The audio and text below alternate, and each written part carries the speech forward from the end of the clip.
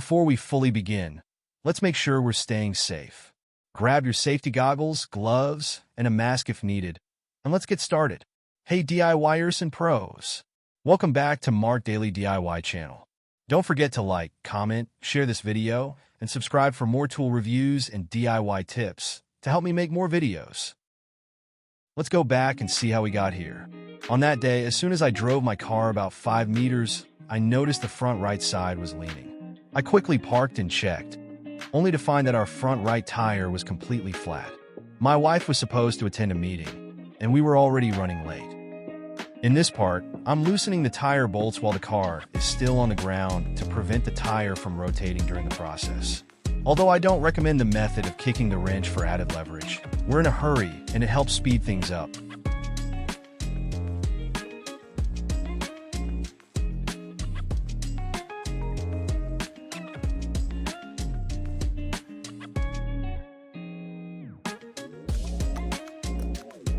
When using the scissor jack, ensure you target the correct underbody section of the vehicle. Look for a protruding metal part behind the wheel. This is the right spot for jacking up the car. Avoid placing the jack on soft parts, particularly plastic sections of the car's underbody, as they can be damaged or cause instability.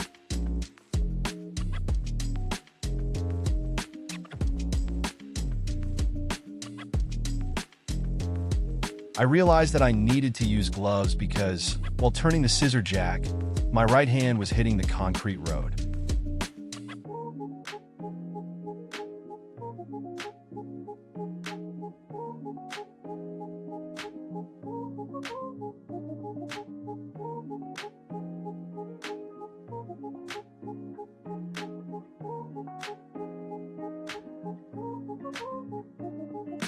Now that I have fully lifted the car using the scissor jack, I am completely removing the tire bolts.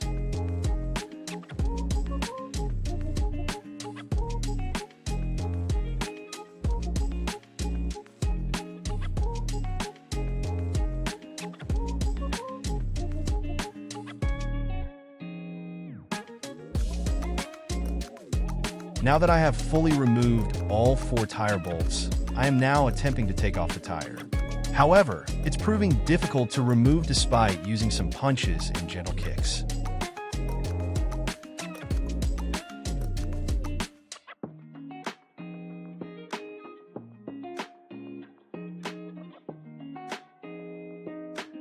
When I punched and kicked the tire, I noticed the car was moving slightly. The car might have fallen off the scissor jack if I had kicked it harder. To prevent this, I'll add extra support to the scissor jack by placing some wood under the car's body. Then I'll try kicking the tire harder.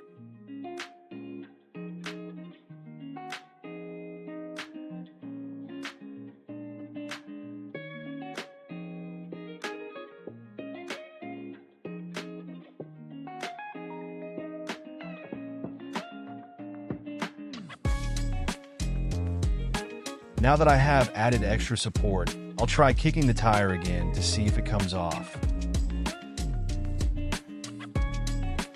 The tire is finally removed.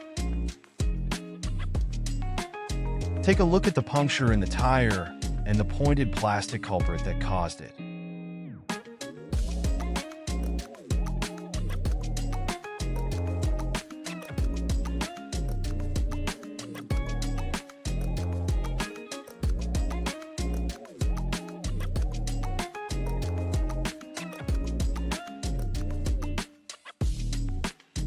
In this part, I'll install the spare tire. As you can see, the spare tire is only rated for speeds up to 80 kilometers per hour or 50 miles per hour.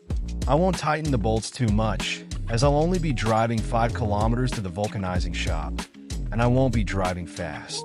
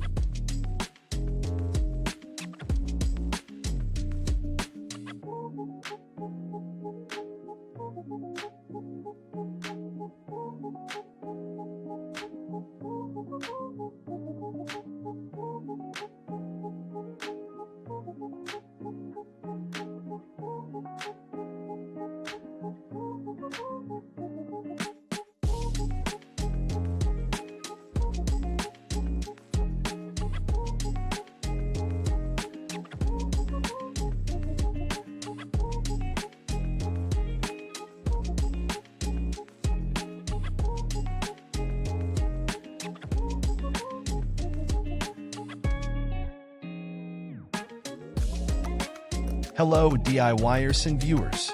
I have a small favor to ask. As a new vlogger, I have set a goal to reach 1,000 subscribers by February or March 2025. Your support means the world to me, so please subscribe to my channel and join me on my DIY journey. Don't forget to watch my videos from start to finish for more tips and tricks, and watch my other videos. Thank you for being awesome. I'm at a local vulcanizing shop near my house that I trust completely. I've used their tire repair service 3 times before without any issues. They have all the right equipment for a proper vulcanizing shop, like this automatic tire change, tire mounting, and dismounting machine. Best of all, their services are affordable. Let's watch and learn how they fix my tire. Enjoy the video.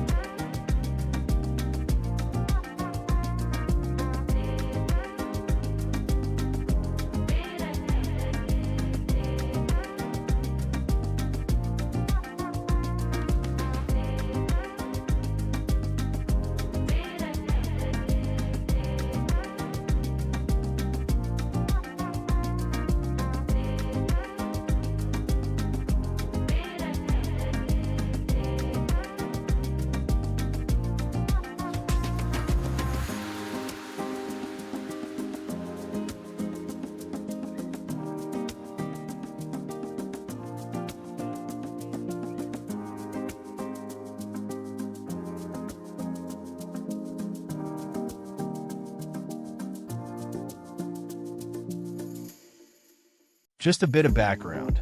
10 years ago, ready-made tire patches and glue weren't commonly used. Back then, I remember having my tire fixed by placing a patch of rubber inside the tire at the punctured area, and then heating it with a preheated metal or iron to ensure the patch bonded tightly with the tire. Nowadays, however, the process has become much more efficient. They mostly use ready-made patches and glue, which streamline the repair process and make it quicker and easier.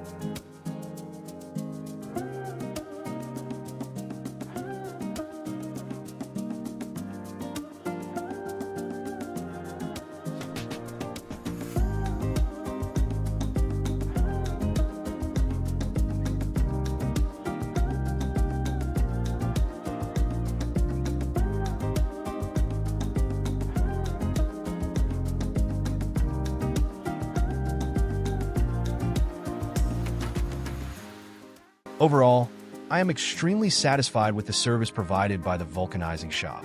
The repair technician efficiently patched and fixed the tire in under an hour. I was so pleased with his work and his willingness to be filmed for my vlog that I gave him a generous tip. After the repair, the tire pressure remained stable, which is an excellent sign. However, I would caution against driving long distances or at high speeds with this tire, as it is already quite old and due for replacement. I plan to replace it in the second quarter of 2025 to ensure my safety on the road. Additionally, it's crucial to maintain a spare tire in good condition for situations like this. A reliable spare tire can be a lifesaver, ensuring you can safely continue your journey even if you encounter a flat tire. Regularly check the pressure and overall condition of your spare tire to be prepared for any unexpected incidents. Finally, I am grateful to God that this tire issue didn't occur while I was driving, preventing a potentially dangerous situation. If you have any questions, feel free to comment on this video, and I'll do my best to reply. In this part, I went to the nearest gasoline station to apply and ensure all my tires had accurate pressure. This step is crucial for a balanced and smooth ride.